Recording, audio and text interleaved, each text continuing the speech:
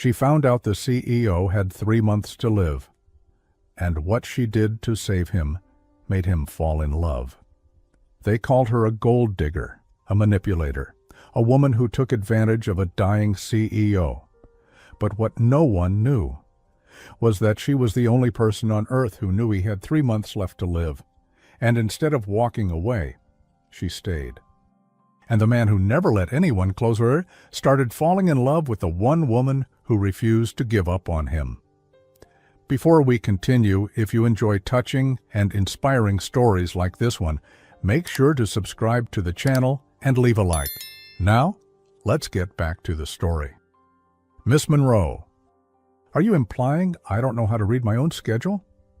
The room fell into a silence so sharp it made even the assistant from the legal team freeze mid-step with her tablet half raised. Ilara's voice caught in her throat. The heat flushed up her neck before she could blink, but her hands remained calmly folded, just like she'd practiced. 12 executives stared at her from the long, polished conference table. Adrian Vale didn't raise his voice. He didn't need to.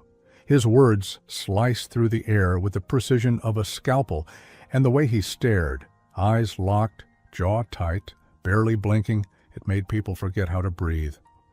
I didn't mean that, sir, Ilara replied evenly.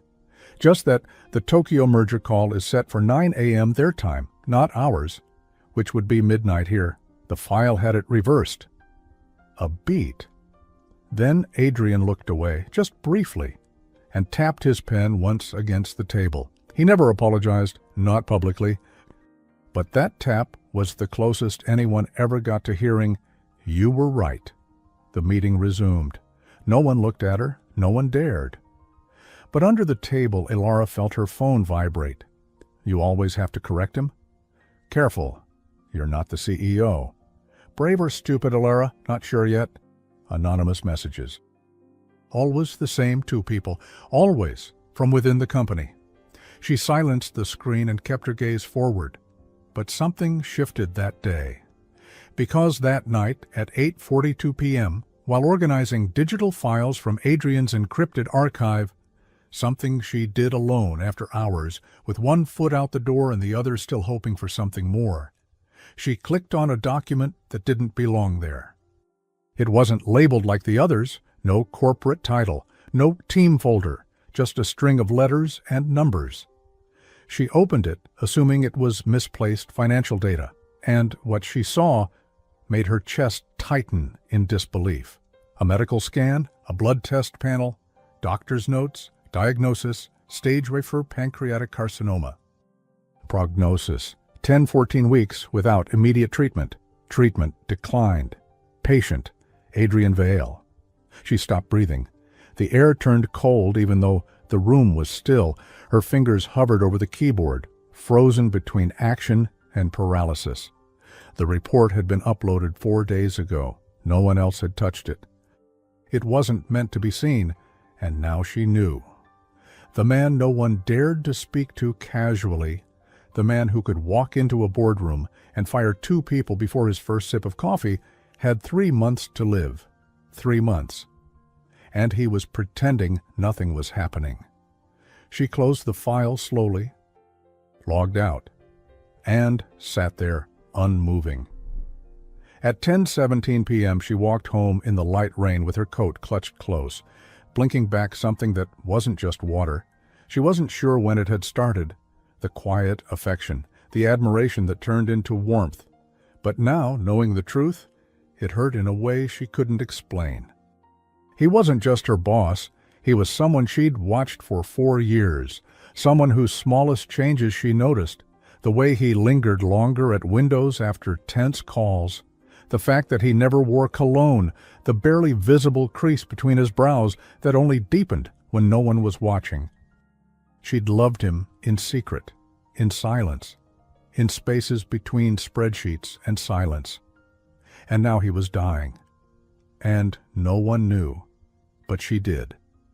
The next morning, Ilara brought 2 coffees to the executive floor instead of 1.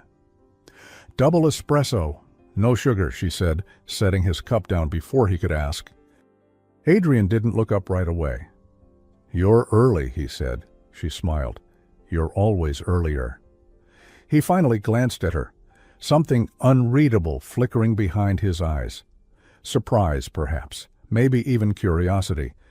Then his gaze drifted to the coffee. "You brought 2. "I didn't sleep much," she said gently. "Figured you didn't either." Something in his posture shifted. A pause, like he didn't know how to respond to kindness that wasn't transactional. Ilara turned away before he could say more, but as she reached the door, he called out, softly but firm. "Miss Monroe," she turned. "Was that schedule error your oversight?" "Or mine?" Her chest tightened. He remembered. He was asking, not accusing. "It was in the original file. You just missed the time zone difference." A pause. Then softly, almost humanly, "Thank you for catching it." Their eyes met for half a second too long. She nodded once, her heart hammering. "Always?" She stepped out, closed the door gently, and exhaled. At noon she skipped lunch and quietly replaced his usual protein bar with a hand-packed container, grilled chicken, brown rice, turmeric vegetables, and 1 square of dark chocolate with a handwritten note tucked underneath. "You're overdue for a real meal. Consider this a gentle protest." E. It wasn't romantic, but it wasn't professional either. A micro-rebellion, a first thread pulled. By Friday, she'd swapped his coffee for herbal tea, disguised in the same cup. He didn't notice the first time, but the second, he paused. "This is not espresso." She gave a little smile. "It's calming.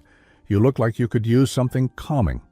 His lips parted slightly, as if to protest, but nothing came out. He drank it anyway, and didn't mention it again. But by the following Monday, something else happened. The symbolic object made its first appearance.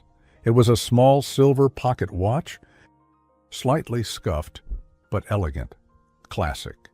She found it left behind in a meeting room after a presentation and returned it to his desk personally. "You dropped this." He stared at it for a long second before taking it. "This isn't mine," he said quietly. "It was my father's." He turned it over in his hand, something distant flickering in his expression. "I thought I lost it years ago." Her voice dropped, gentle. "Maybe it came back to remind you not everything has to stay lost." That time he didn't look away. But just as the days were beginning to soften between them, a new name appeared on the office floor plan outside the executive suite. Clara Vale, Public Relations Liaison, and under it, in smaller text, Special Advisor to the CEO.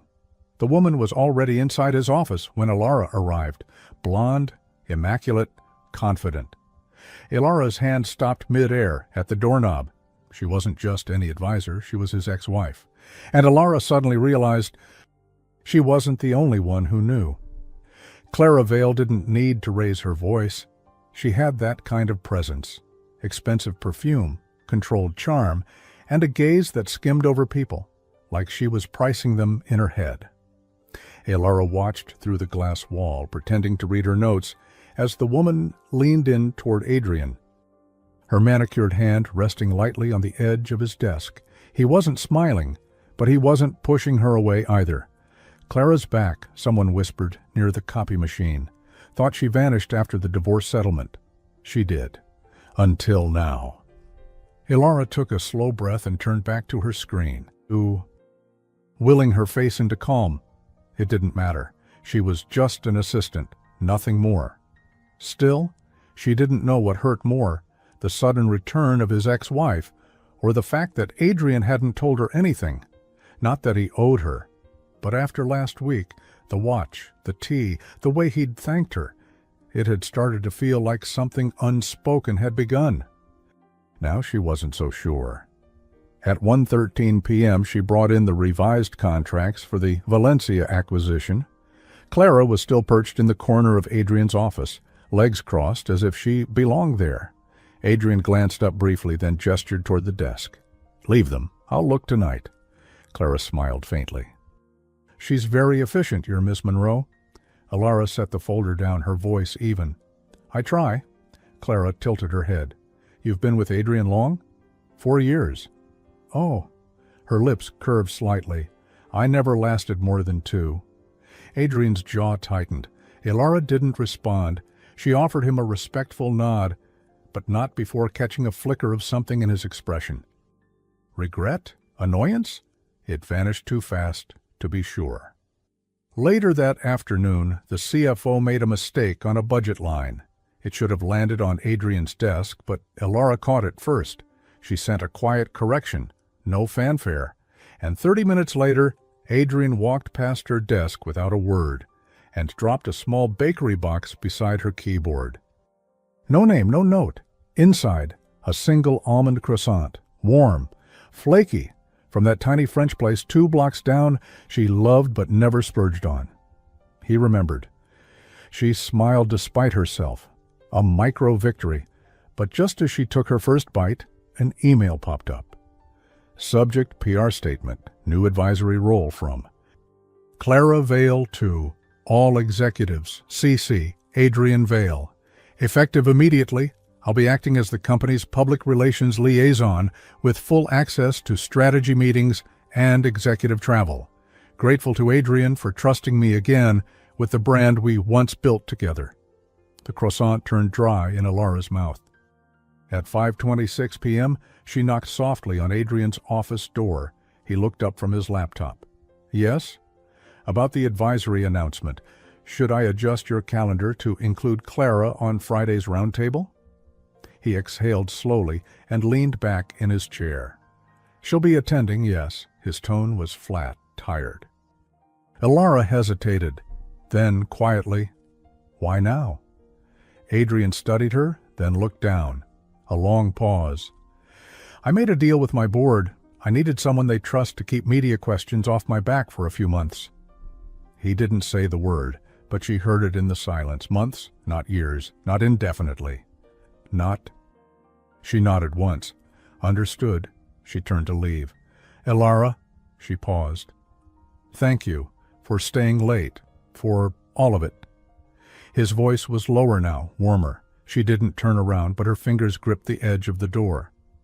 You're welcome, she said softly, then added, eat something tonight, not coffee.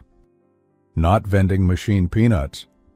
There was a pause, then a ghost of a smile in his voice. No peanuts? Got it. That night, Alara stayed up writing a plan, a real one. If he wasn't going to fight for himself, she would. She researched holistic oncologists, dietary support, sleep cycle routines, every clinical trial within 200 miles.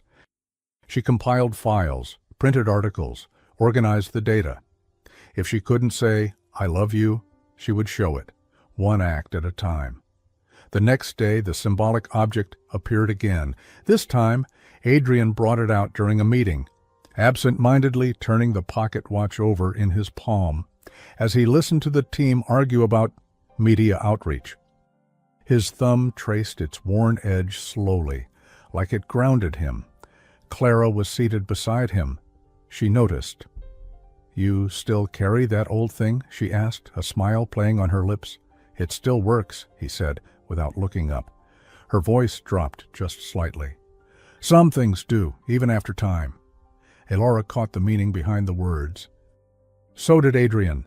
His jaw tightened, and he closed the watch with a soft click, but his eyes, when they flicked to Alara across the room, didn't linger on Clara. That evening, Clara cornered Alara in the elevator. I suppose it's harmless, the coffee, the little notes, the healthy lunches.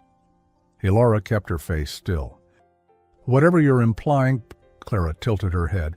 I know Adrian better than anyone, and trust me. He doesn't fall for softness. He respects power, control, things you don't seem very familiar with. The elevator stopped. Clara stepped out first, then turned, smiling. But don't worry, you're just his assistant. The doors closed. Ilara's fingers tightened on her folder.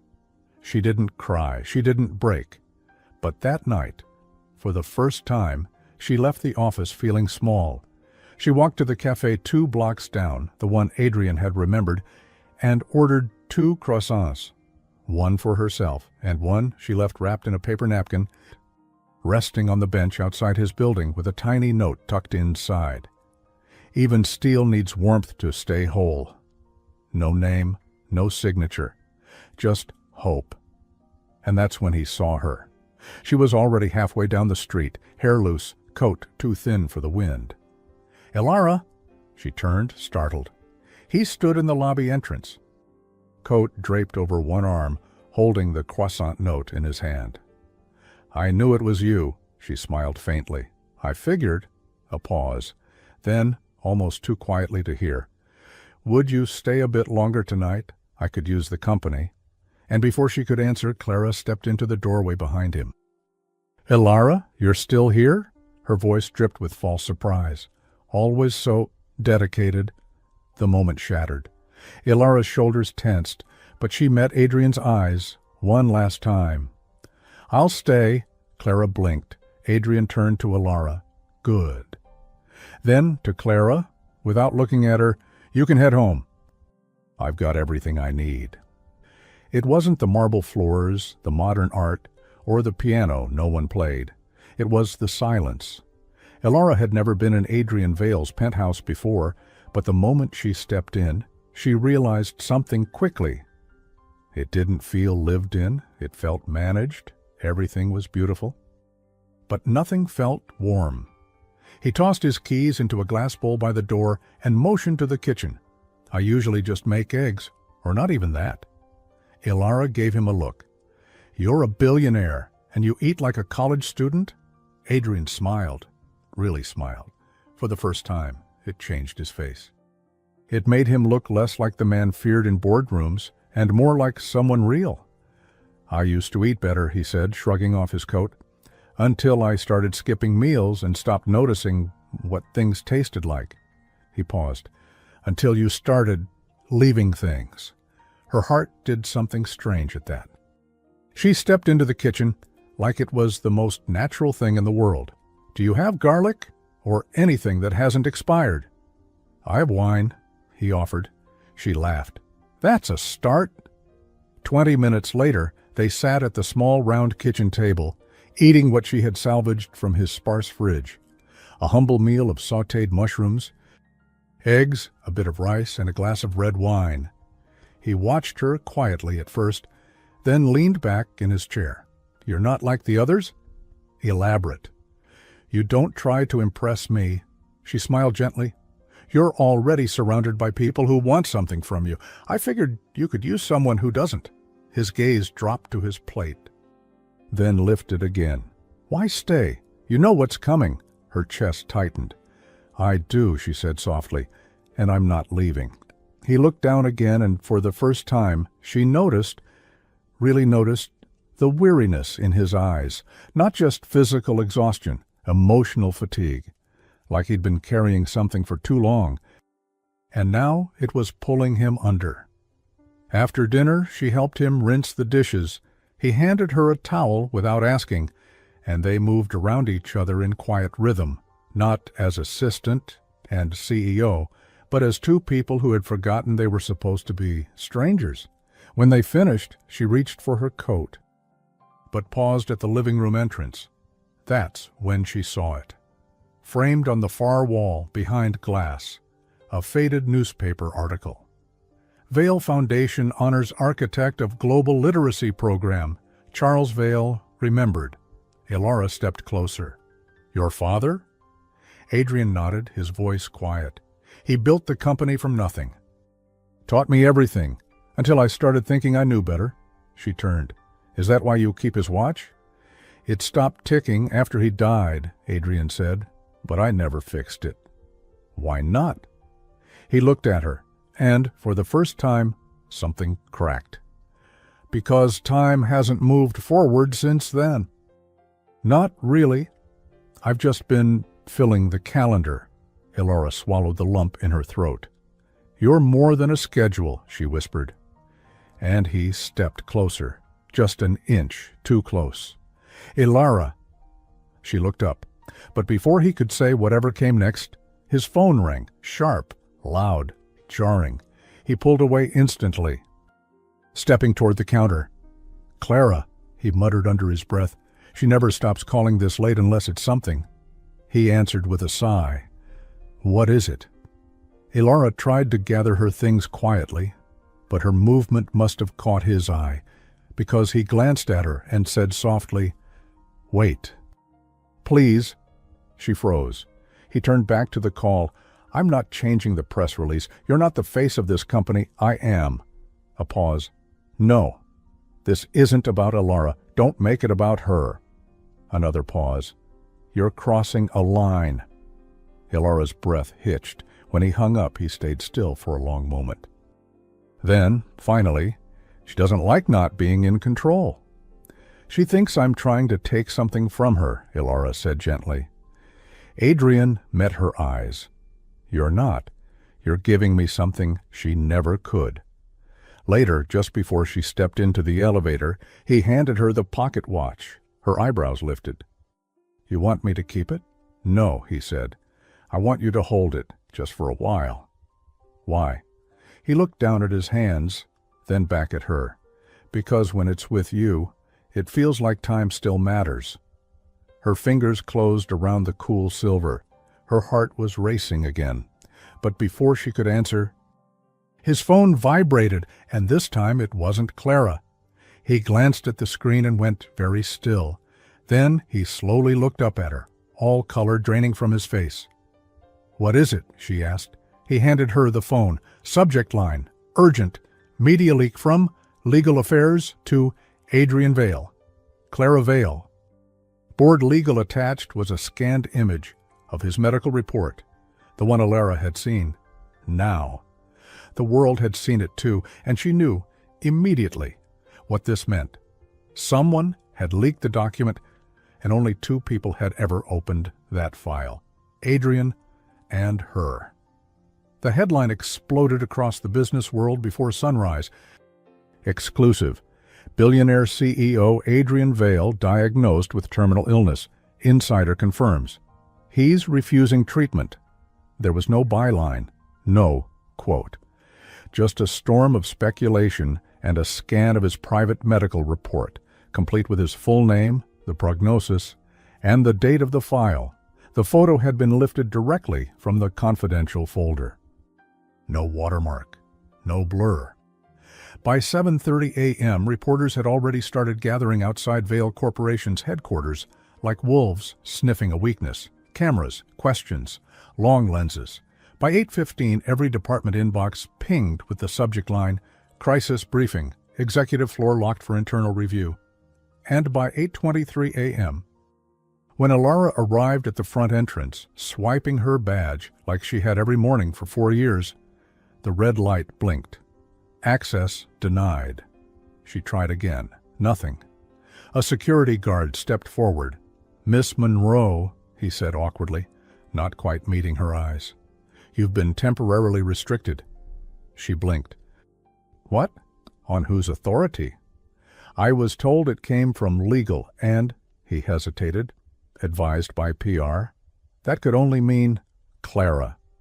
30 floors above, Adrian Vale sat behind his glass-walled office, fingers laced under his chin, staring out at a city that no longer seemed his.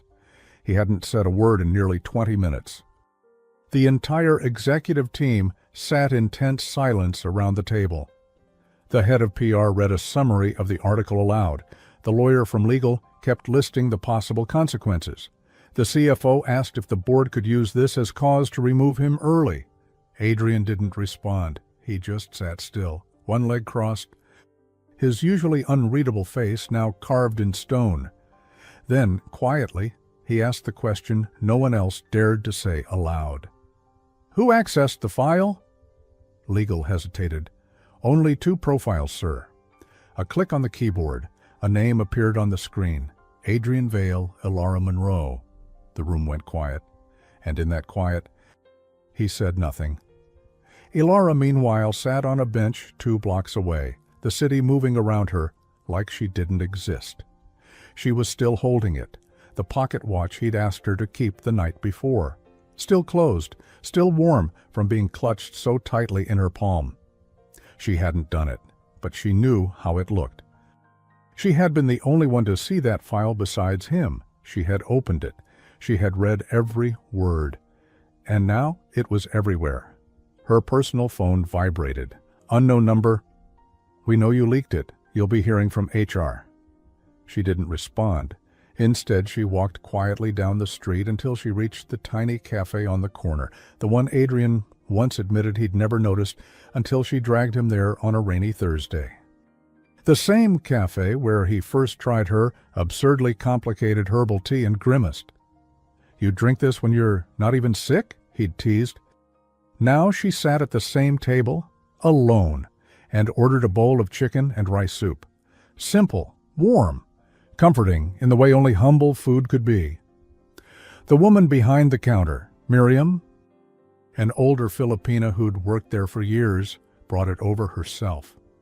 "You okay, sweetheart?" she asked gently. Ilara forced a small smile. "It's just been a long morning." Miriam touched her shoulder. "Eat slow. Soup only works if you respect it." After lunch, Ilara pulled out a worn notebook from her bag. The one she used to keep notes on Adrian's calendar, favorite meals, sleep habits, and reminders he never saw. But now she flipped to a blank page and wrote him a letter. She didn't beg. She didn't explain. She just told the truth. How she found the report. How her heart broke quietly in that moment.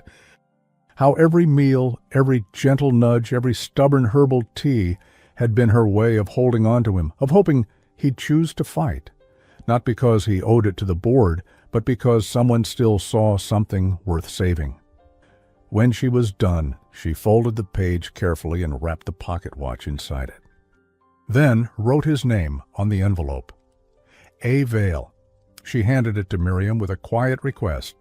"If someone in a suit with tired eyes comes by, give him this."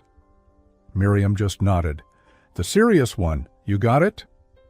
At 4:07 p.m., a man in a charcoal suit walked into the cafe, hair unkempt, face unreadable. "Looking for a woman named Monroe," he murmured. Miriam didn't even blink. She handed him the envelope. "Came by hours ago, said you'd come." He walked outside, sat down on the same bench where Ilara had eaten earlier, and opened the letter. When he saw the pocket watch fall into his hand, he froze. He read every word, then read them again. When he looked up, something in his chest cracked. He pulled out his phone, paused, then he didn't call her. Inside Vale HQ, Clara was already holding a crisis meeting without him. "We need to issue a statement," she said briskly. "Deny the accuracy of the report. Spin it as a leak from a hospital intern. We can't have rumors spreading that our CEO is medically compromised." "We're not denying it," Adrian said as he walked in. Every head turned. His voice was calm, steady, but his eyes looked like someone who had already crossed a line he could never return from. Clara narrowed her gaze. "You'll ruin the company." He looked at her. "No. You already tried that when you made it about power, when you made it about you." She leaned forward. "And what did she make it about, Adrian? Pity? Attention? You think this was love?" He stared her down. "No," he said. "I think it was dignity. Something I lost, and something she tried to give back." He left the room without waiting for approval. By 6:50 p.m. he was outside the cafe again, but she wasn't there. He paced. He asked around, and then Miriam handed him a second note, one Ilara had left just in case. It was a drawing of the pocket watch, set to 7:30. Under it, in her handwriting, "That's when I'll stop waiting. No signature, just a time." And a silent ultimatum. He didn't wait. He ran. At 7:29 p.m., Ilara stood alone by the riverside, just down from the old stone bench where he once told her that his life had been frozen since his father's death. The sky was lavender. Cold wind brushed her hair back. She was already turning to leave. "Ilara!" She stopped, halfway through her turn, halfway to leaving. The wind lifted strands of her hair as she turned back toward the voice she had told herself she might never hear again. Adrian was running. Not the way CEOs walk briskly to escape paparazzi or boardrooms, but running like a man chasing something he wasn't ready to lose. His coat flapped open behind him, his chest rose and fell. And when he finally stopped a few feet from her, his eyes were filled with something she had never seen in them before. Fear, not fear of death, fear of her leaving. "I didn't," he panted. "I didn't think you'd actually go." "I didn't think you'd come," she replied. Their words hung between them, trembling like a tightrope. Behind them, the city murmured on, taxis, distant horns, the buzz of a river that never stopped moving forward. "You think I leaked it," she said finally. His breath caught. She held his gaze, steady, raw. "You didn't say it, but you didn't call. You let me walk away." He looked down. "Because for one horrible second, I wasn't sure." Laura's jaw tensed, but she said nothing. "I'm sorry," he added quietly. "I wanted so badly to believe it wasn't you, but everything pointed to you, and I—" "You hesitated," she finished for him. "That's what hurts the most. Not the leak, not the article, just the hesitation." A long silence. Then he stepped forward slower now, not running, not chasing, just moving closer. "I read your letter," he said, "twice. Did you believe it?" "I believe," he said, "that no one's ever looked at me the way you do, not out of fear, not for what I can give them, but like I'm worth saving, even if I don't want to be." Her voice softened. "I do. I know," he said, "and I'm sorry I forgot that when it mattered most." He reached into his pocket and pulled out the silver pocket watch, the same one he'd left with her days ago. But now it was ticking again. "You fixed it?" she asked. "I had it repaired this morning," he said. "Thought it might be time to stop pretending my life ended with my father's." She blinked. "Adrian, I've wasted so much time hiding behind numbers and deals and quarterly reports," he said. "And then you came in with turmeric vegetables and no-nonsense tea, and suddenly I started wondering if time could mean something again." He placed the watch in her hands. "It ticks now," he said, "just like I do. Still flawed, but still alive." She held it gently, like something sacred. "It's not just time you're afraid of," she said. He nodded once. "It's dying with regret, knowing I pushed everyone away before I ever gave them a chance." "You gave me a chance," she whispered. He stepped closer, so close now that she could feel the warmth of him in the November air. "I'm still sick," he said, "still dying. I haven't changed that." "You have," she said. "You let someone in. And then, finally," she touched his face. Lightly, like asking permission. He closed his eyes. When he opened them again, they were softer than she'd ever seen. "Stay," he said. "Not as my assistant, not as an obligation. Just stay, for as long as I have." She gave him a teary smile. "You're ridiculous." "I know, because I was never staying for your title." "Adrian," she leaned in, "I was always staying for you." They didn't kiss, not yet. But when he pulled her into an embrace, it wasn't stiff or cautious. It was full-bodied, desperate in a quiet, grateful way, like holding on to the one thing he hadn't ruined.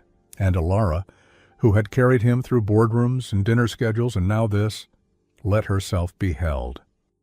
Because sometimes the strongest thing a person can do is lean back.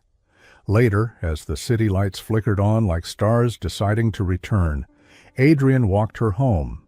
No driver, no press, no security, just him, just her.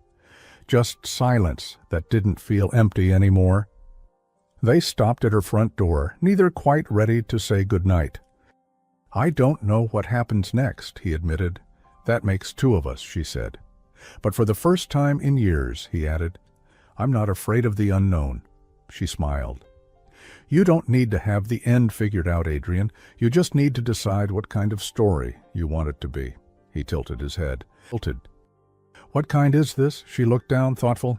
"Maybe," she said, "a love story disguised as a second chance." He took a deep breath. "Can I see you tomorrow?" "You'll have to earn it." How? Start by eating something green, and not from a vending machine, he chuckled. Bossy, you need someone to be. As she turned to go inside, he added, Elara. She paused. His voice dropped. A vulnerable softness that almost broke her. Thank you for not giving up on me, even when I made it easy to. She didn't say anything. She just reached for his hand and squeezed it once, then went inside.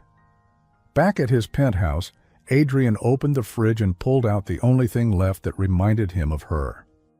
A bag of cut vegetables, hand-labeled with the words, Eat, I'm watching you. He smiled, tired. But finally, not alone. At 11:58 p.m., Adrian's phone buzzed with a message from an unknown number. Don't believe everything she says. Elara's not who she claims to be. Attached, a file labeled Monroe de Background Doc Confidential. And the sender? Clara Vale. Adrian Vale didn't open the file right away. He sat at the edge of his bed, thumb hovering over the screen, the words from Clara's message still blinking in the corner. Don't believe everything she says. Elara's not who she claims to be. He should have deleted it, but instead he tapped. The document unfolded in a long scroll of government forms, college transcripts, address changes, and beneath all that, a flag paragraph in red, fired from her previous employer after accessing confidential records outside a protocol.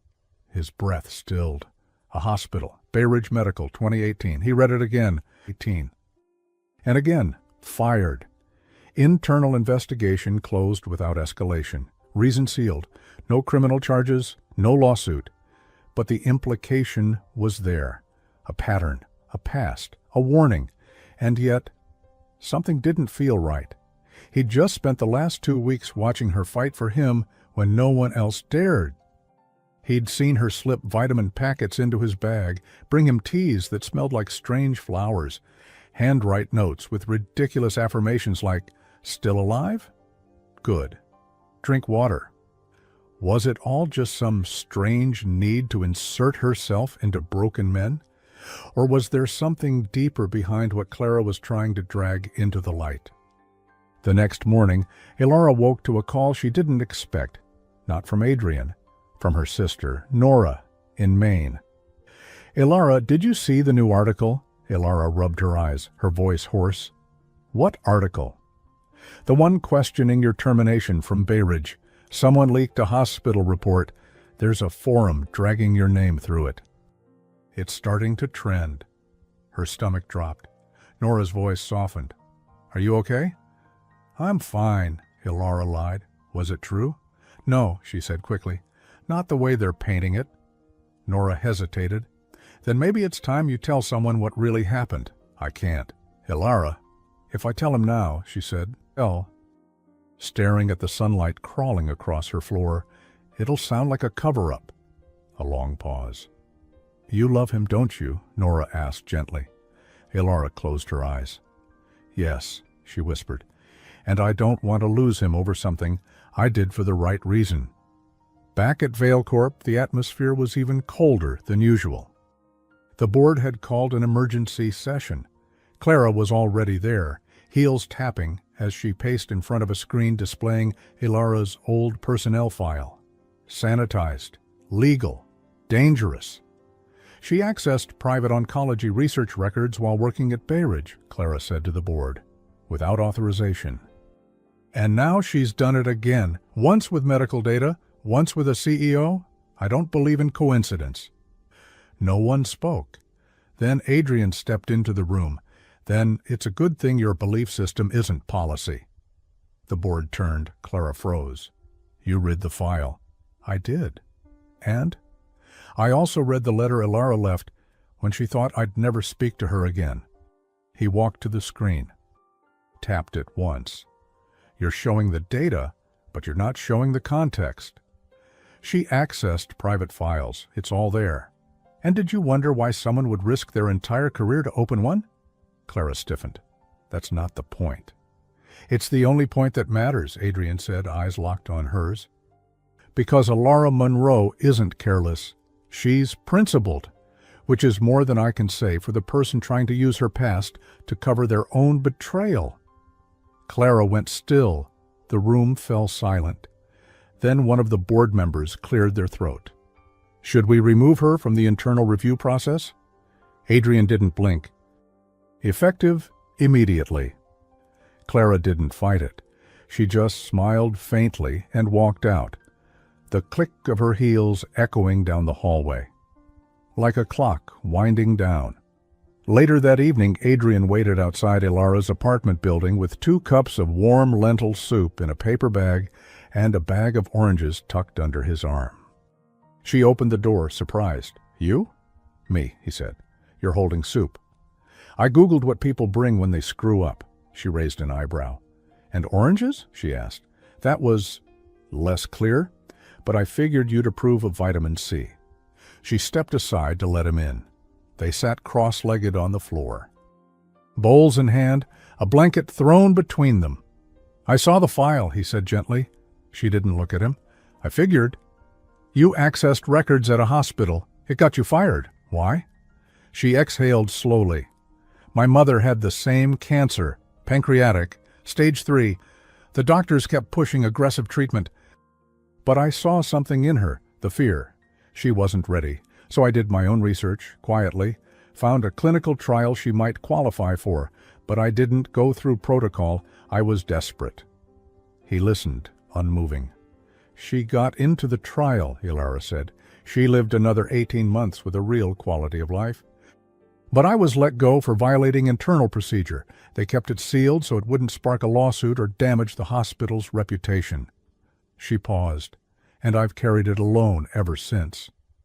Adrian set his spoon down, then reached into his coat and handed her the pocket watch. Once again. "You keep giving this to me," she whispered. "Because it's not just mine," he said. "It's time we both thought we lost." She looked at him, her eyes soft and tired. "I'm not good at trusting people," he said, "but you've already seen the worst of me. And you stayed." He hesitated. "So now I'm asking you to let me stay. Even after this, even if I only have months." She reached for his hand, held it. "I don't want your months, Adrian," she said. "I want your mornings, your boring Wednesdays, your half-eaten breakfasts. I want the time that still belongs to us, however much there is." His voice cracked. "Then it's yours." They sat quietly, sipping soup, their hands still clasped. A soft knock interrupted the moment. She looked at him. "I wasn't expecting anyone." Adrian stood slowly, cautious, opened the door, and froze. In the hallway stood a small girl, maybe 7 years old, holding a tiny velvet box in her hands. "Ilara Monroe?" the girl asked timidly. Ilara appeared behind Adrian. "Yes?" "She told me to give you this." "Who?" The girl shrugged. "The lady with the red scarf." Ilara took the box. Inside, tucked into satin, was the key to an old hospital records room, her old badge clipped to a note that read, "You're not done paying for what you stole. Not yet." The box sat open between them on the coffee table. Ilara's fingers hovered over the small velvet square, the metal badge inside gleaming under the kitchen light.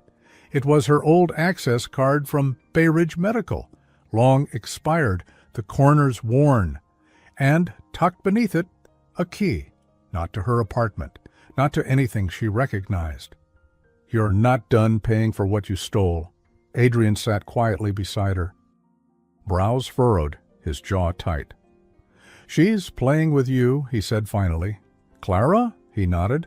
"It's classic. Leave a breadcrumb trail, make you second-guess what you remember, what you trust." Ilara shook her head, still staring at the box. "But how did she get this?" "You said the badge was destroyed." "I mailed it back to HR when I left. No one ever returned it. I didn't think—" She swallowed hard. "I didn't think someone would keep it." Adrian reached out and closed the box with a firm snap. "She's trying to paint you as unstable," he said gently, "to scare you into backing off." "Backing off from what?" "From me." The next morning, Adrian woke earlier than usual. No emails, no board meetings, no damage control, just soft light through Ilara's windows, the scent of cinnamon tea and a small plate of toast and sliced apples, waiting for him on the kitchen counter. He smiled. "You're spoiling me." Ilara, still in her robe, glanced over her shoulder with mock seriousness. "You're malnourished. This is an intervention." He stepped forward and brushed his fingers gently along her wrist. "You're different here." "Different how?" "Not trying to impress anyone. Just being." She paused, setting the tea down. "And is that a good thing?" He nodded. "It's the best thing." They sat on her tiny sofa, sharing breakfast. No headlines, no accusations. Just two people figuring out how to exist in each other's mornings. "Did I ever tell you why I hired you?" he asked suddenly. Ilara looked over, toast half raised. "You looked exhausted," she teased. "Desperate, maybe," he smirked. "Close. My last assistant quit after 3 weeks. Said I was emotionally corrosive." She laughed softly. "Not wrong. But you came in and didn't flinch. Not even when I made you rewrite a 27-page press release in 24 hours. You also told me my handwriting looked like a dying spider." He winced. "Okay, that one I regret." "You should." A beat of silence. Then, softer. "You never looked at me like I was a machine," he said. "You always saw something human." "That's because you are," she whispered. His hand reached for hers again, fingers tangling gently. "I don't know how much time I have left," he said, "but I do know this. I don't want to waste another minute pretending I'm okay without you." Her throat tightened. "You're not going to lose me, Adrian." But even as she said it, she remembered the velvet box, the key, the threat. At noon, Ilara met her sister, Nora, at a quiet bookstore cafe tucked behind the public gardens. She needed someone who knew her before Adrian, before the corporate towers, before the headlines. Nora hugged her tightly. "You look tired." "I'm fine." "Liar." They sat in the far booth with cups of chai and almond cookies between them. It felt like childhood again, back when the world moved slower and kindness cost less. "I think Clara's trying to frame me," Ilara confessed, "or at least make it look like I still have something to hide." "Then tell the truth," Nora urged. "Publicly, if you have to. I can't risk bringing more stress to Adrian. He's already under so much." "And you think letting her keep her claws in will make things better?" Ilara went quiet. Then she reached into her bag and pulled out the pocket watch. Nora blinked. Is that Dad's?" "No," Ilara said softly. "It was Adrian's father's, but it's mine now too." She placed it on the table. "It's our time," she said, "and I'm not giving it back to her or letting anyone else take it." Nora's eyes filled. "Then fight for it." Back at Vale Corp, Adrian returned to his office to find his inbox flooded again. But one message stood out. Subject: Internal Access Log Review. New activity found. From It Security. He opened it.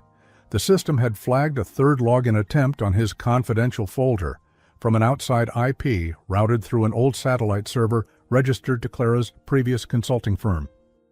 And it had occurred a full 2 days before Ilara ever opened the report. He leaned back slowly, jaw tightening. She wasn't the first to access it. And now, he could prove it. At 5:42 p.m., Adrian stood in the main corridor as Clara stepped out of a meeting with 2 board advisors. She looked up, surprised to see him waiting. "Adrian," she said smoothly, "wasn't expecting you." "You never are when the truth shows up," he replied. He handed her a folder. ITT pulled access logs. You were in the file before Ilara. You rerouted it through your consulting firm's legacy server. The timestamps don't lie. Clara's smile faltered for just a second. "That won't hold in a board review," she said coolly. "It doesn't have to. It holds with me." She tilted her head, chin raised. "Are you threatening me?" "No," he said quietly. "I'm freeing myself from you." And then, as she turned to leave, he added, "You don't get to decide how my story ends." That night, Adrian arrived at Alara's apartment with a small brown box under his arm and a note taped to the top. She opened the door, still in her soft sweater and wool socks. "What's this?" He held it out. "Your badge, your key, your box." She froze. "I had Clara followed," he admitted. "I know where she got it. She had someone pull it from Berridge's records archive and send it anonymously. She's been building a case against you for months."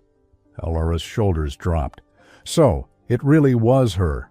It was always her." He stepped closer. "But I know you now. I believe you now, and no one gets to rewrite your story." She opened the box again and stared at the objects, then took the badge and key and dropped them into the fireplace. The flames hissed softly, the plastic warping and the metal bending as the pieces melted.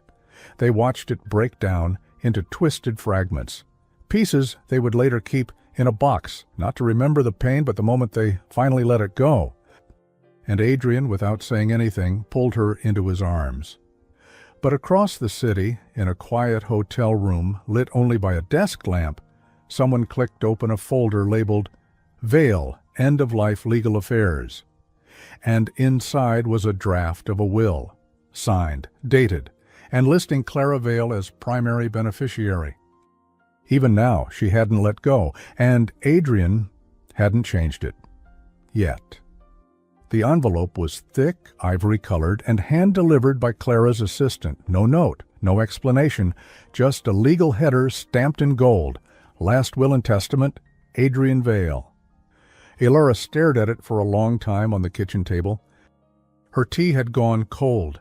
She hadn't opened it. She didn't need to. The message was clear. Clara had waited for things to feel real, waited for Alara to fall into Adrian's arms and believe, just for a moment, that she belonged in his world. And then she delivered the final blow, proof that she still owned his ending.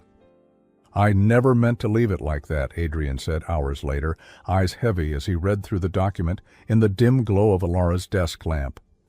"She's still listed for everything," Alara said quietly. "Your estate, your foundation, even your medical proxy. I filed the papers before the divorce was finalized. I kept telling myself I'd get around to fixing it, but the truth is, I didn't think I'd last long enough for it to matter." Her throat tightened. "And now?" He looked up. "Now it matters more than anything." They went together the next morning to Adrian's legal team, a cold modern office downtown where the receptionist knew him by name, but stared at Alara like a misfiled document. Adrian stood slowly, careful. His body was steadier today, but still fragile in ways he tried to hide, helped along by mild painkillers and a doctor's warning not to push too hard. The lawyer was efficient, expressionless. "Yes, Mr. Vale, we'll revise the document today, but you'll need to finalize the new beneficiaries, establish power of attorney, and designate a health proxy." He looked at Alara. She shook her head. "No." Adrian blinked. "No?" "You don't need to put my name on anything," she said gently. "I didn't come into your life to get listed on your paperwork. I came because I couldn't bear the thought of you facing this alone." He stared at her for a long moment, then turned back to the lawyer. "Remove Clara from everything," he said. "Appoint the board as secondary trustees. As for my medical decisions—" He paused, then smiled faintly. "Leave that blank for now. I plan to be around long enough to decide for myself." That night, Adrian didn't go home. He came back to Alara's apartment with a brown paper bag full of fresh bread, garlic soup, and a ridiculous amount of oranges. "You're obsessed with citrus lately," Alara teased as she folded the couch blankets. "I Googled foods to make you feel alive," he said. "It was on every list." They ate on the floor, cross-legged, dipping bread into steaming bowls, the room quiet except for soft jazz playing from Alara's tiny speaker. He looked healthier that night. More color in his face, less steel in his shoulders. "You didn't have to come," she whispered. "I wanted to be where time slows down," he said, "and that only happens here." She smiled and reached for the watch again, which now sat safely beside a folded napkin on the counter. He picked it up gently, running his thumb along the dented edge. "I've spent my whole life trying to outrun time," he said. "Maybe it's time to stop running." She leaned her head against his shoulder. "You're not alone anymore." And for once he believed her. But peace never lasted long. At 3:47 a.m., Adrian collapsed. 1 minute he was brushing his teeth. The next, Elara heard a thud, followed by the unmistakable sound of glass breaking. She ran barefoot into the bathroom. He was on the floor, eyes open but distant, sweat clinging to his forehead. "Elara," he whispered, "don't call the hospital." She grabbed his face gently. "You're burning up. Your skin's ice cold. I'm calling emergency." "No." "Adrian." His eyes fluttered shut. She didn't argue again. She called. By the time the ambulance arrived, he was conscious but barely speaking. They rushed him into the back, and Elara climbed in without asking. "Relationship to patient?" the EMT asked. "I'm the person who knows how he takes his tea," she replied, voice shaking. "I'm the one who reminded him his life isn't over. Is that enough?" The EMT nodded. More than enough. At the hospital, they rushed him into a private wing. The nurses didn't ask questions when they saw the worry in her face, or the way Adrian clung weakly to her hand, even as monitors beeped around him. "Low blood pressure, dehydration, fatigue spike," one nurse murmured. "You're pushing too hard." "He's trying to live," Elara whispered. "That's not pushing." Hours passed. She sat by his bed with her coat draped over her shoulders, and the pocket watch clenched tightly in both hands. The doctor said he needed rest. Fluids, a full oncology review. But no one used the word good, and Elara couldn't stop trembling. At dawn, Nora showed up at the hospital with 2 coffees, a cardigan, and a voice soft with concern. "You didn't call me," she said, gently wrapping the sweater around her sister's shoulders. "I couldn't," Elara said. "If I opened my mouth, I would have broken." Nora kissed the top of her head. "You don't have to hold him together alone." "I love him," Elara whispered. "I know. But love doesn't fix cancer." "No," Nora said, squeezing her hand, "but it gives him a reason to try." When Adrian opened his eyes again, the room was quiet. Elara was asleep in a chair beside his bed, chin resting on her chest, her hand still wrapped in his. He turned his head and saw the pocket watch on the table beside him, ticking, but what he didn't see was Clara, standing quietly in the hallway, watching, waiting, and holding the only remaining copy of the original will, the one that had been replaced, but not yet forgotten. By the time Adrian opened his eyes fully, Elara had already been up for hours. The hospital room was dim, filled with the low hum of machines and soft footsteps in the hallway beyond. Elara sat near the window, sunlight streaking across her face, her eyes fixed on the same envelope she hadn't opened yesterday, the legal one Clara had sent. "Is it morning?" Adrian rasped, voice dry. She turned quickly. "You're awake."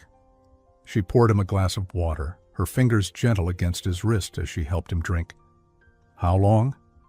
"You slept through most of the night. They've got you stable, finally." He nodded slowly, then noticed her expression. "What's wrong?" She handed him the envelope. He opened it this time. Inside were 2 things. A copy of the original Last Will and Testament, naming Clara as sole beneficiary, and a handwritten note on Clara's expensive stationery. "You can change the paperwork, Adrian, but the board still answers to legacy. And they remember whose name used to sit beside yours on every letterhead." Adrian exhaled sharply. "She's contesting it." "She's called for an emergency arbitration with the board," Elara said. "You're still recovering, and she knows it. She's counting on your silence." His jaw tightened. "She never wanted the company. She just wants to win." Elara folded her arms. "Then, we don't let her." He gave her a look.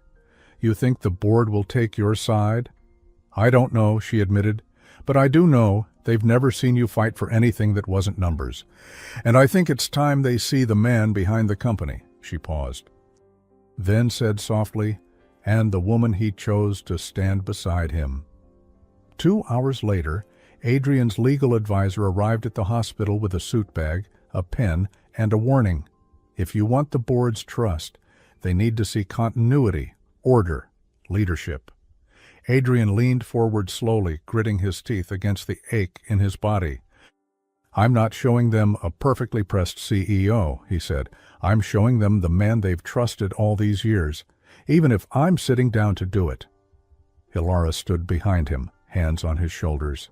"If you're sitting," she said gently, "I'm standing for both of us." The board meeting was scheduled for 3 p.m. sharp, in the executive conference room on the top floor of Vale Corp. It was the same room where Adrian had once snapped at her for correcting a time zone error, a lifetime ago now. But this time, Ilara entered first. She wore a deep navy dress, her hair softly pinned, no blazer, no badge, just calm strength in the way she stood behind the long glass table. Clara was already seated, perfectly poised, red lipstick immaculate, pearl earrings gleaming like daggers.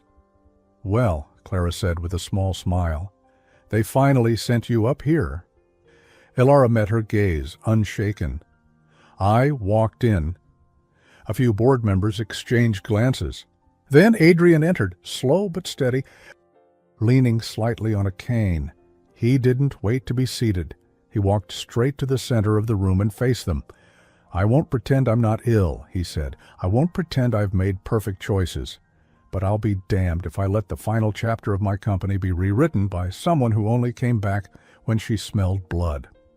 His voice wavered for a second, not with fear, but with the fatigue clawing at his ribs. Yet he kept going. Murmurs rose. Clara leaned forward. "Adrian, they don't want drama. They want clarity." "Then here's clarity," he said. "Ilara Monroe stood by me when no one else would. She's not here for power. She's here because she reminded me I'm still human." He turned to Ilara. "She saw time left in me when I didn't." He reached into his pocket and, with trembling fingers, held up the pocket watch, now polished, ticking steadily. "My father gave this to me when I signed the first charter of this company," he said. "I thought I'd pass it to a successor. Instead, I'm passing it to someone who reminded me what time is really for." He placed the watch in Ilara's hand. The room was silent. "She doesn't need a title," he said, "but she deserves your respect." Ilara's voice, when it came, was clear and warm. "I'm not here to take anything," she said. "Not his company, not his legacy. I'm here because I couldn't stand by and watch the world lose a man like Adrian Vale without knowing what he stood for." She paused. "I'm not asking to be part of the boardroom. I'm asking you to let him leave it with dignity."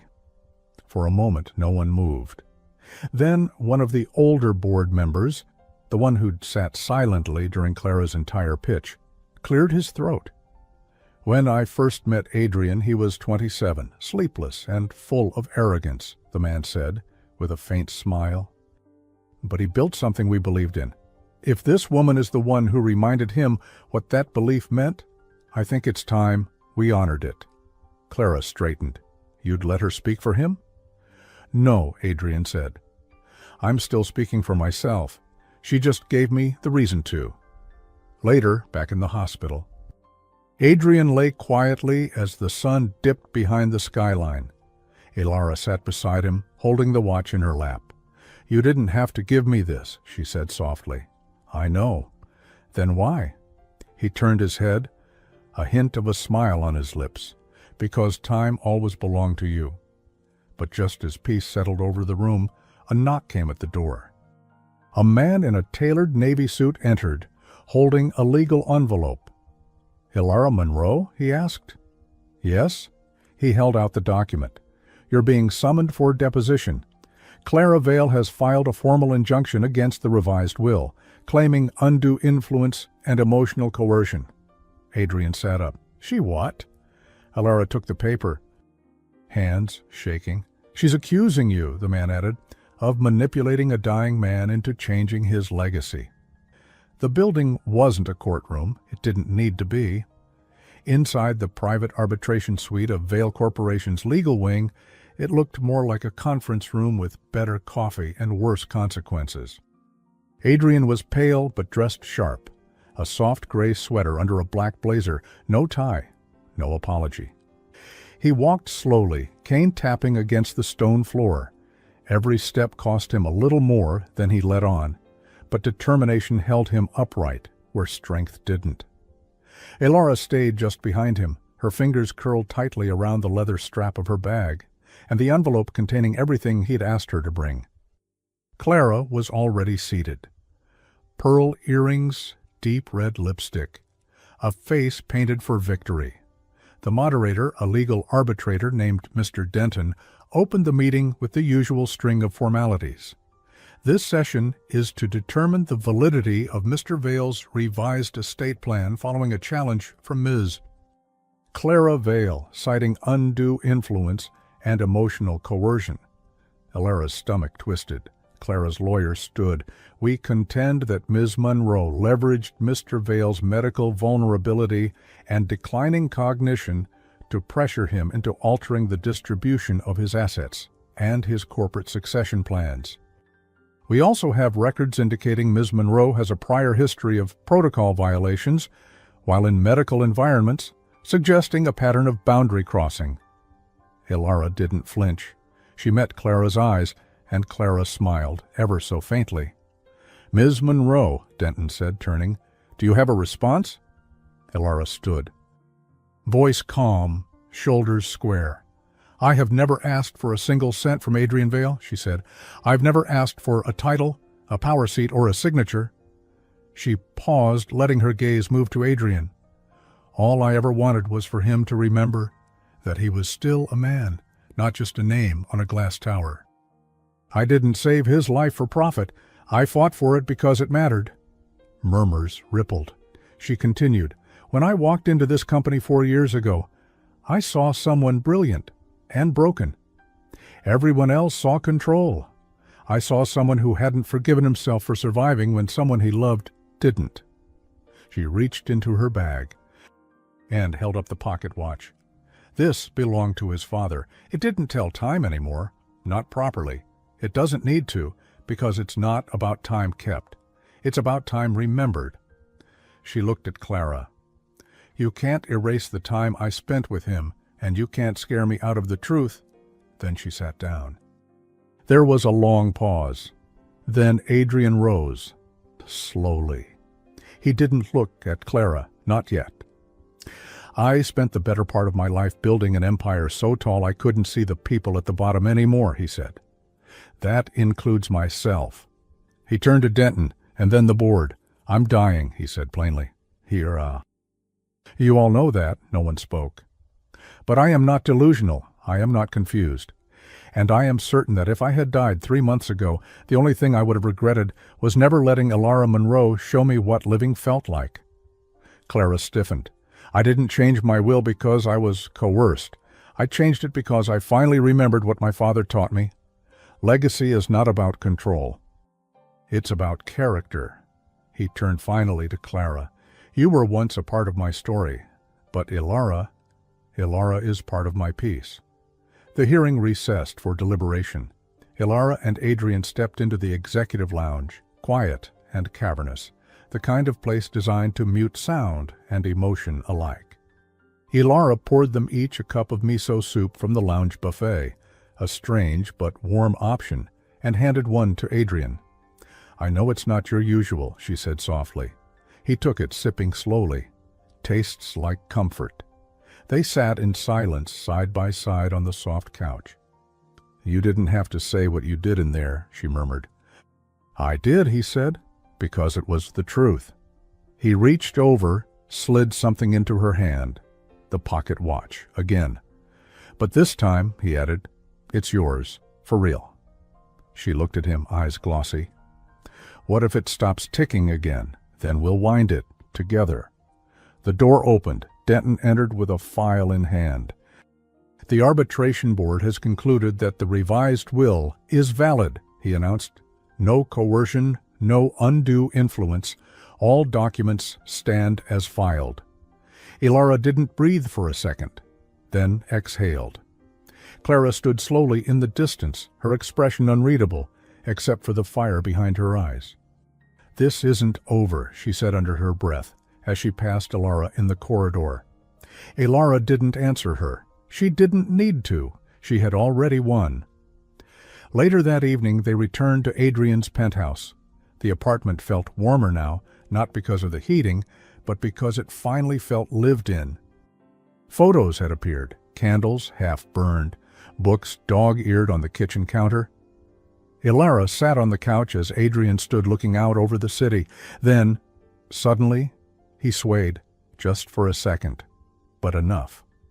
"Ilara," he whispered. She was on her feet in an instant. "Adrian?" He reached for the table, gripping the edge. "I'm fine," he said, but he wasn't. His color faded. His lips trembled. She steadied him, guided him to sit. "You need to rest," she whispered. "I don't want to rest," he said. "I want to live."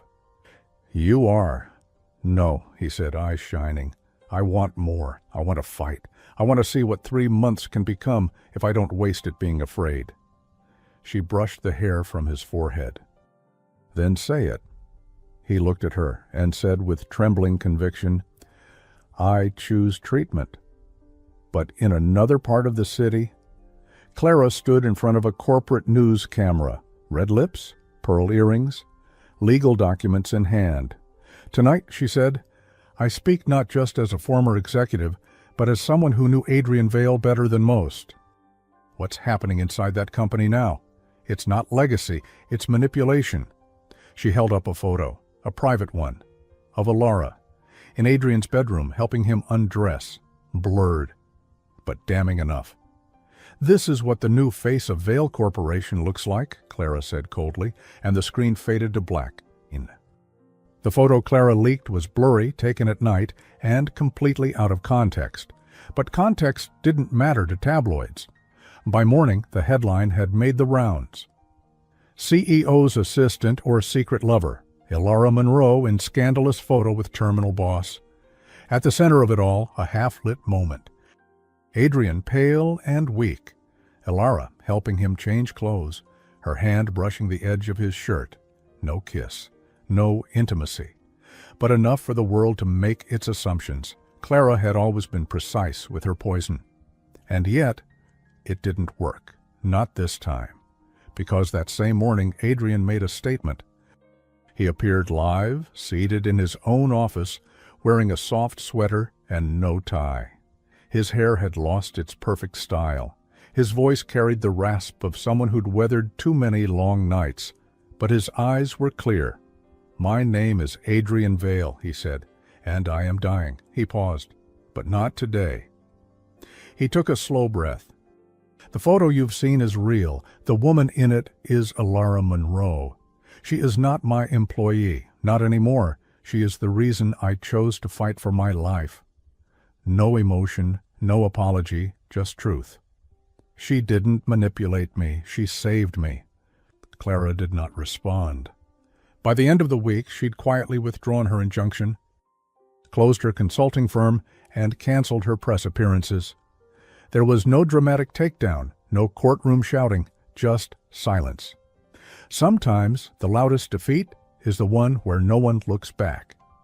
Adrian began treatment later that month, not with aggressive chemotherapy, but with a balanced, integrative approach. A clinical trial, dietary support, physical therapy, and structured rest. He hated every minute of it, but he showed up every single day. And Ilara was there. Not hovering, not fussing, just present. The way only someone who had once walked through fire knew how to be. She didn't save him. She stood beside him while he saved himself. One morning, he woke to find a small square box on the tray beside his bed. Inside, a worn leather band, carefully sewn to the back of the silver pocket watch. Ilara had turned it into a wristwatch, with a note, "So you'll never have to forget what time it is again." He wore it every day. By the second month, his scans improved. Not miraculously, just slightly. just enough to show that his body had decided not to give up yet. By the third, his voice had grown stronger, his eyes brighter, and his steps, slow, careful, but steady, began to carry him back into the world. On the final day of the third month, a date they'd once feared, Adrian and Ilara didn't spend it in a hospital, or a boardroom, or a legal office. They spent it in the park, on a checkered blanket, with a thermos of tea, a basket of bread, and soup she'd made from scratch. They sat quietly, sharing the sun, listening to the wind carry conversations from other people's lives. Adrian rested his head against her shoulder. He was still tired easily. The treatment hadn't changed that, but the light in his eyes was stronger than it had been in months. 3 months ago, he murmured. I thought this was my ending. She smiled. It was. He looked up. The ending of the man who gave up. She turned her face to his. So, what now?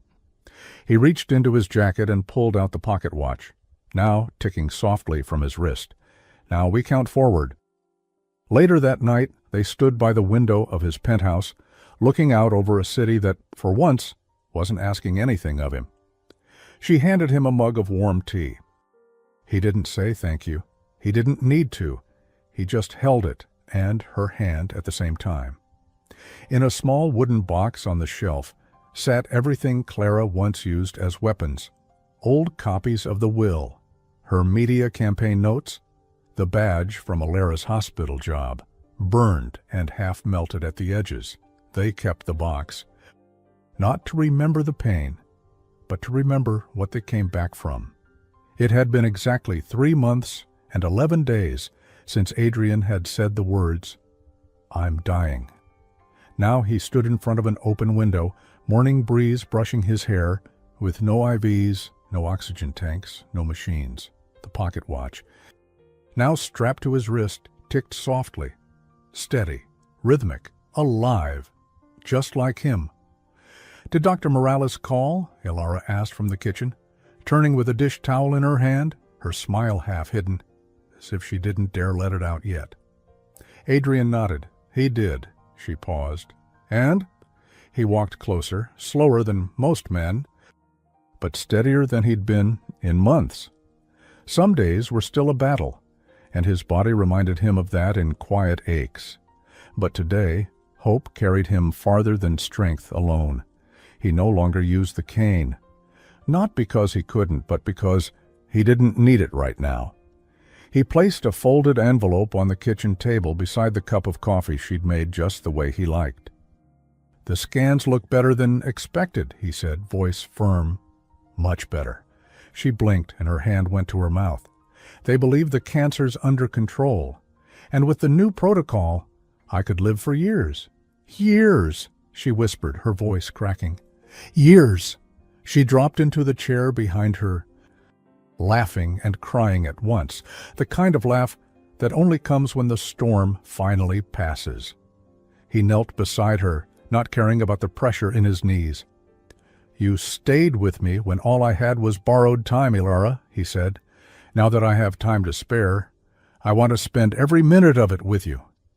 She let out a shaky breath. Is that a proposal? He smiled. That was the introduction. He pulled a small velvet box from his pocket, old, worn, soft at the corners. Inside was not a diamond. It was the winding pin from his father's pocket watch, polished and reshaped into a smooth silver band. Simple, weightless, timeless. It's not gold, it has no gemstone, but it holds every second we've lived so far. He looked up. Ilara Monroe, will you keep spending your days with me officially? Will you be my wife? She held his face with both hands, eyes full of everything true. You gave me time, Adrian, and I want to give you all of mine. She said yes. He placed the ring on her finger, and, for the first time in months, there were no shadows left in the room. That afternoon they walked to the park, the same one where silence had once said everything they were too afraid to speak. They didn't bring tea, no picnic, no props, just each other. They sat on the same bench, letting the breeze fill the space between words. Adrian glanced at his wrist, where the watch ticked gently under his sleeve. "Remember when this thing stopped ticking?" She leaned against his shoulder. "I do." "You think we fixed the watch or the time?" She smiled. "I think we fixed what actually mattered," he whispered, only loud enough for her to hear. "Our time. The end. And what about you? If someone you loved had only 3 months left, would you stay? And if they suddenly had more time, would you be brave enough to start again? Tell me in the comments, what would you have done in Lara's place? Or Adrian's? And don't forget, rate this story from 0 to 10. Hit like and share it with someone who believes in second chances. I'll see you in the next story. And until then, spend your time wisely.